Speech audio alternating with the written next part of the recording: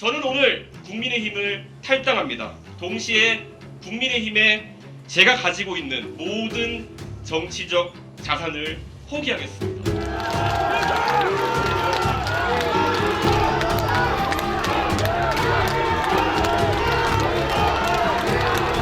달간 정말 많이 고민했습니다. 감사했습니다. 지난 대선과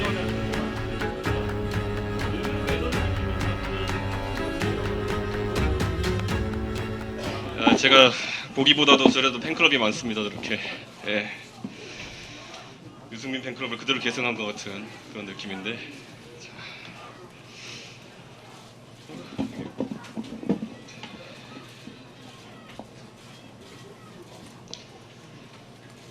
오늘 기자회견문을 쓰고 보니까 생각보다 좀 깁니다.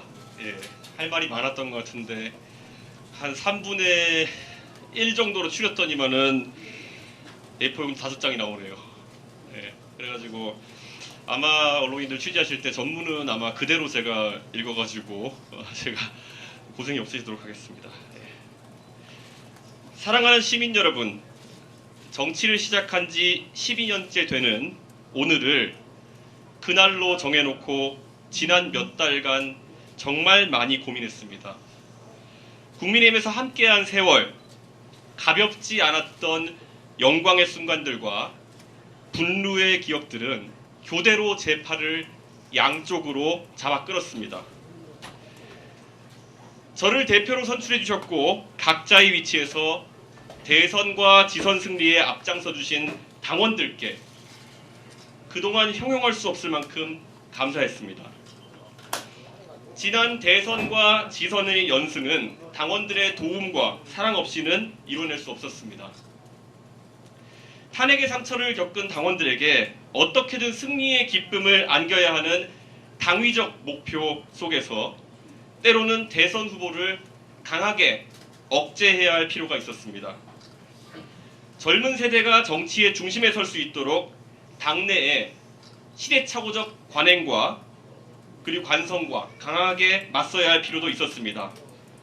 좋았던 결과보다도 그 과정이 불편하셨던 당원이 계신다면 이 자리를 빌려 죄송하다고 말씀드립니다. 호사가들은 국민의힘과 보수진영의 현 상황이 그토록 안 좋다면 지금은 때를 기다리고 기회를 보라고 저에게 이야기합니다.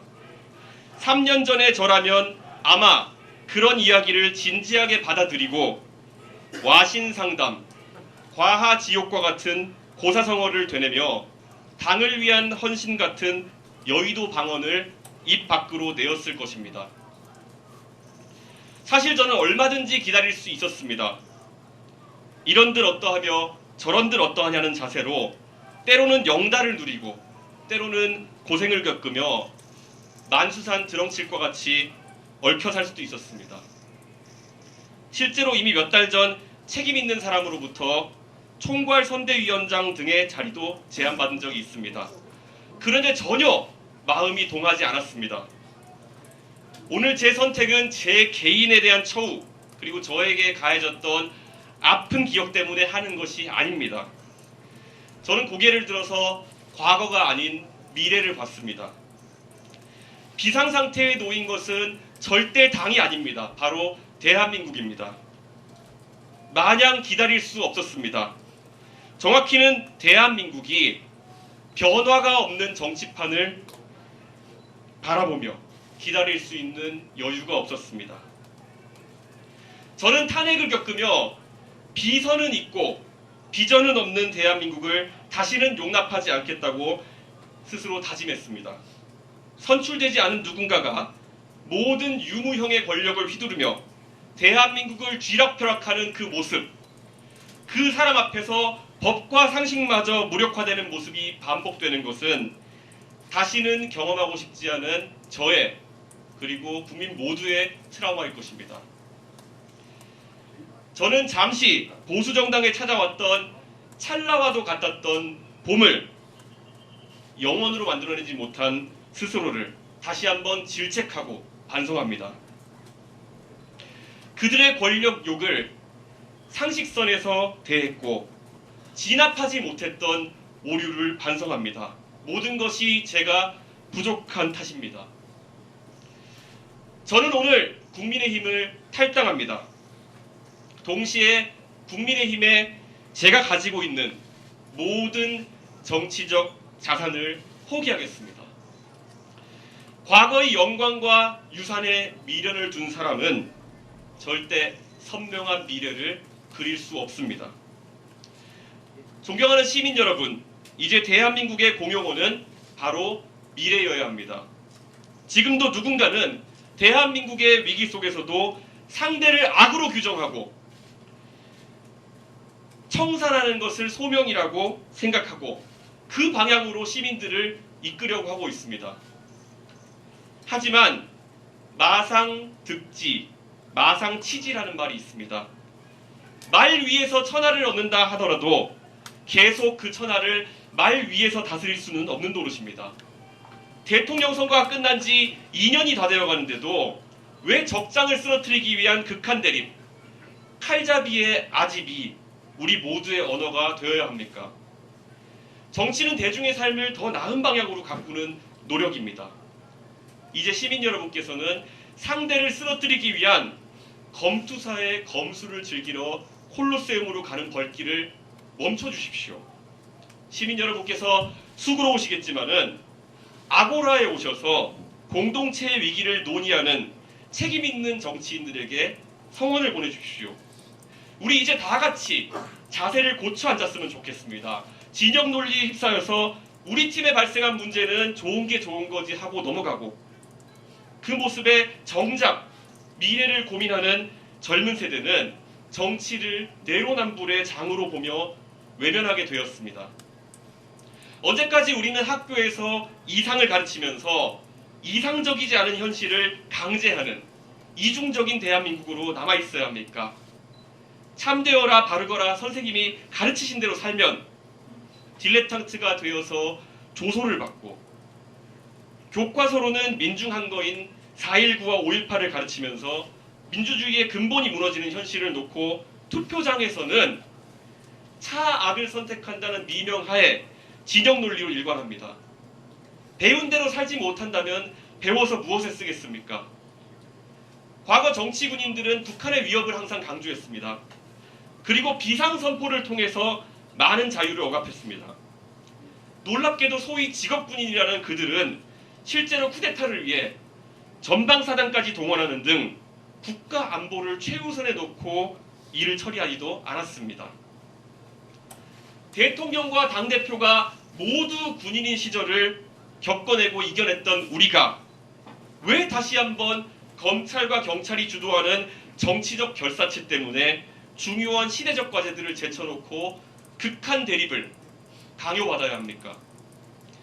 시민 여러분, 여러분의 미래, 여러분의 자녀의 미래, 그리고 손자, 손녀의 미래가 단순히 조금이라도 덜 나쁜 사람에게 맡겨져야 된다고 생각해서 이 황당한 검투사 간의 랠리를 이어가는 것입니까?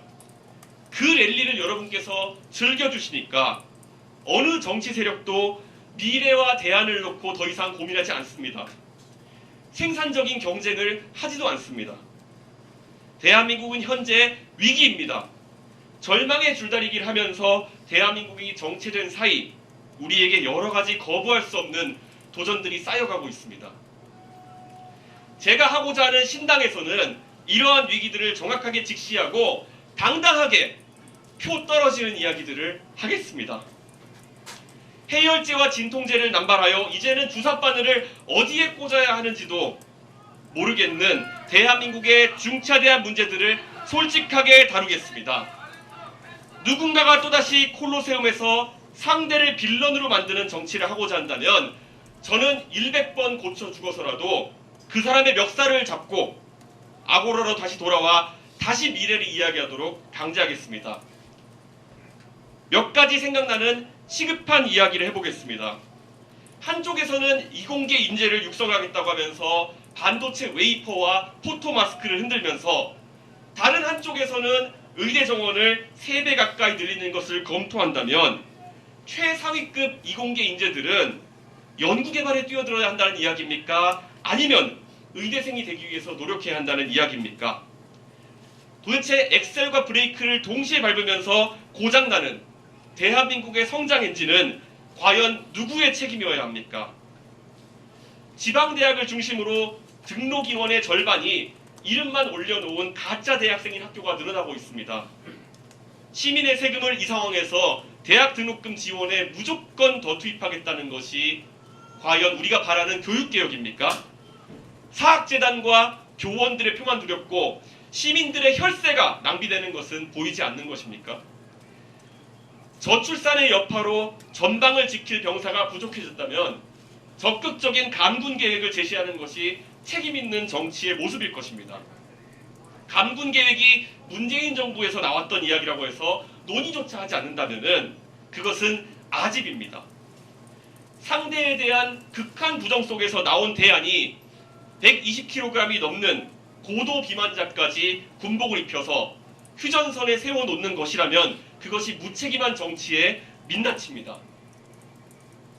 킬러 문항을 없앤다고 하면서 잘하는 학생들에게 미적분과 기하마저 수능시험 범위에서 제한다고 한다면 학생들은 줄어든 평가 범위 속에서 소위 매력적인 오답을 통해 변별력을 갖춰야 하는 것입니까? 벡터와 미적분을 고등학교에서 제대로 배우지 못하고 평가받지 못한 학생들은 해외의 이공계 인재들과 어떻게 경쟁하라는 이야기입니까? 그리고 이제 누군가가 국민연금의 문제를 다룬다고 하면 또 결론은 뻔하게 더 내고 덜 받고 늦게 받는 방향으로 날 것이라고 다들 예측합니다. 이것이 해결제이지 어떻게 근본적인 연금 개혁일 수 있겠습니까? 적립식 국민연금이 저출산과 맞닥뜨려 한계에 이제 도달했고 지금 이대로 가면 지금 연금을 납부하는 세대는 연금을 받을 수 없을 것이라는 현실을 직시하고 부가식으로 전환을 조금씩 준비하자는 그 바른 이야기를 왜 시작하지 못합니까?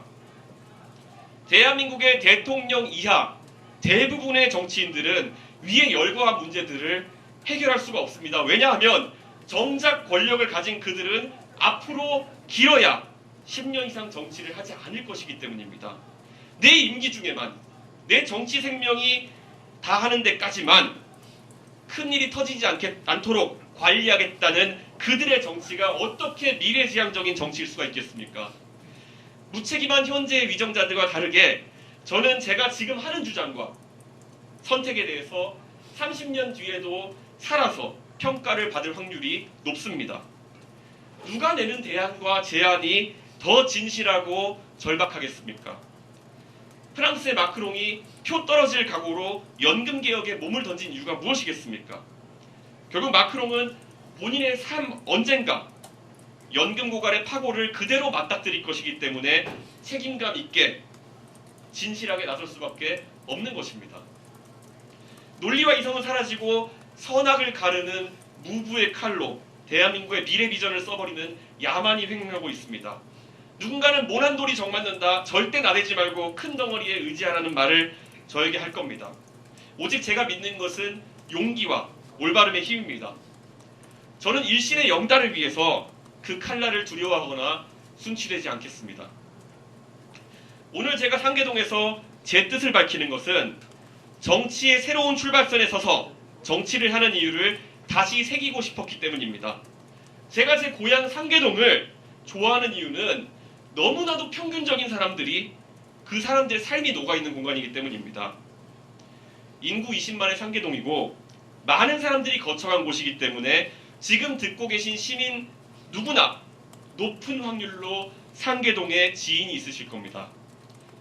노력하는 사람들의 도시, 가진 것이 많기보다는 꿈꾸는 미래가 많은 그런 사람들의 도시입니다.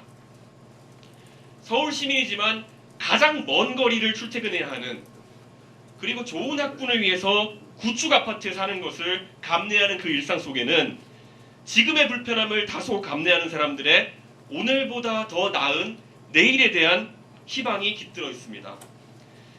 제가 언제 어디서 정치하더라도 상계동 사람들의 바람대로 내가 먹고 즐길 것을 아끼며 된 아이의 교육비가 가치 있는 세상을 만들겠습니다.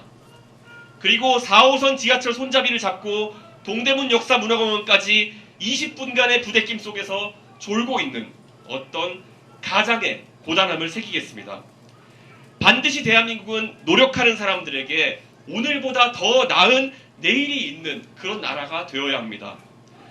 공무원 임대 아파트와 군인 아파트를 끼고 있는 상계동에서 살면서 100만 공무원에 대한 이야기도 많이 들었습니다.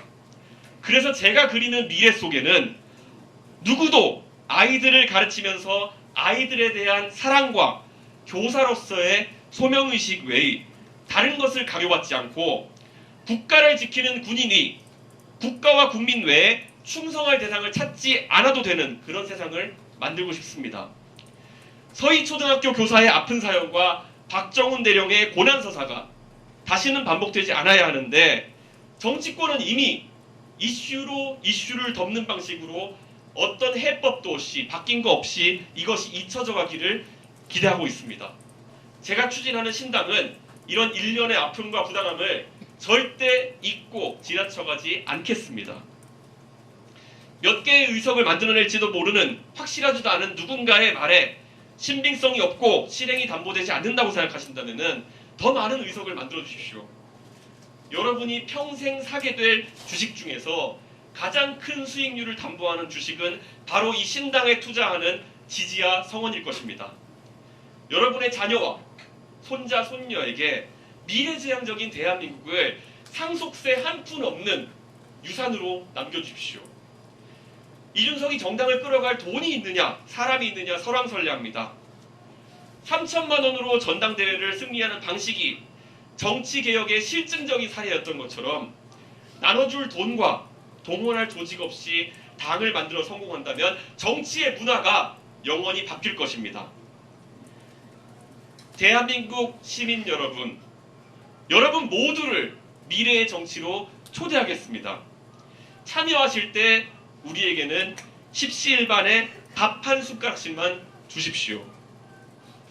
노무현 대통령에게 모인 돼지 전통을 기억하는 우리가 20년이 지난 지금, 모든 것이 더 발달한 지금 왜 그 방식이 불가능하다고 생각해야 합니까? 거대 정당을 이끌어본 제가 새로운 도전을 할 때는 믿는 구석이 있는 겁니다. 얼마 전에 방영된 JTBC 드라마 재벌집 막내 아들에서 새우가 고래를 이기는 방법을 진도준이 이야기합니다. 새우 몸집을 키우는 거죠. 고래 싸움에 등이 터지지 않을 만큼 포기하지만 않는다면 시간은 새우 편 아닐까요? 서로 물어뜯기밖에 못하는 고래 두 마리가 싸우는 동안 담담하게 많은 시민들의 희망을 머금고 미래를 그리면서 여러분이 모아주시는 십시일반의 밥을 많이 먹고 크겠습니다. 시민 여러분, 모두가 움츠린 눈 덮인 겨울이 지나면 봄이 옵니다. 그래서 누군가가 막아보라고 해도 민주화는 필연이었습니다. 상대 정치 세력을 악의 상징, 빌런으로 만들어 콜로세움에 세우는 검투사 정치는 월륜, 즉 보름달과 같아지게 되어 있고, 미래를 이야기하는 생산적인 정치는 월신, 초승달과 같이 차오릅니다. 자연의 섭리가 무서운 것은 이것이 거부할 수 없는 미래라는 점에 있습니다. 눈은 항상 녹습니다. 그래서 봄은 항상 옵니다. 보름달은 항상 집니다. 그리고 초승달은 항상 차오릅니다. 내년 4월 대통령 한 사람이 아닌 상계동의 꿈, 보편적인 민주시민의 고민을 담아낼 수 있는 새로운 정당이 여러분을 대표할 수 있도록 제 모든 것을 쏟아부어서 정진하겠습니다. 희망의 언어로 우리가 미래를 키울 때 다시는 투표용지가 정말 어려운 킬러 무랑처럼 느껴지지 않을 겁니다. 나를 위해, 내 가족을 위해, 내 나라를 위해 할 수 있는 행복한 선택이 가능한 그날을 오늘 이 자리에서 저는 시민 여러분에게 약속하겠습니다. 앞으로 저만의 넥스트 스텝을 걷겠습니다. 변화와 승리에 대한 확신을 두고 이 길을 즐겁게 걷겠습니다. 훗날 오늘의 제 약속이 상계동 마포 참숯갈비 선언이라고 위키에 한전하게 기록될 수 있도록 견마지로를 다하겠습니다. 내일을 준비하는 대한민국이 당신을 빼놓지 않도록 열심히 하겠습니다. 감사합니다.